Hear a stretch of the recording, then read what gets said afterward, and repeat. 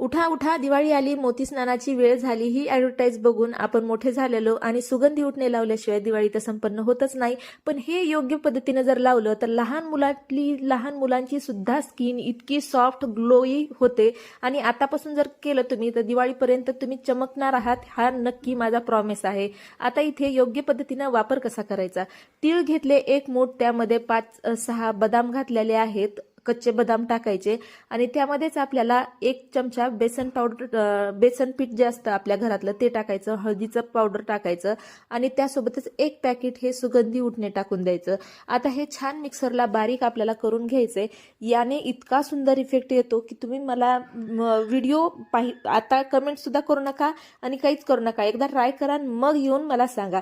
इथे आता मी दूध घेतलंय आणि दुधामध्ये असे 1 पॅड भेटतात बघा, क्लिनिंग पॅड असतात छोटे छोटे, ते डिप करायचे आणि पूर्ण स्किन क्लीन करून घ्यायची. याने यासारखं क्लीन्झर भारतातच मला वाटतंय नाहीये. इतकं सुंदर क्लीन्झर आपलं कच्चं दूध आहे. त्यामुळे रोज सकाळ संध्याकाळ केलं तरी पण खूप छान स्किनमध्ये इफेक्ट पडतो.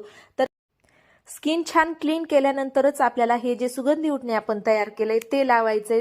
हवाबंद डब्यामध्ये ठेवायचं. 1 चमचा घेतलेला आहे मी, त्यामध्ये तुम्ही दूध घाला, पाणी घाला, रोज वॉटर घाला किंवा मग दही घाला, काहीही टाकलं तरी पण त्याचा उपयोग खूप सुंदर होतो.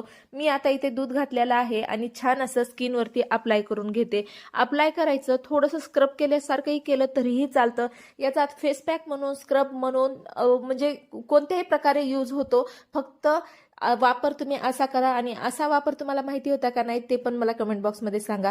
80% पॅक सुकल्याच्या नंतर असा चोळून काढायचा. बघा कशी एखाद्या डायमंड सारखी शाईन आपल्या स्किनमध्ये पहिल्याच यूजमध्ये येते.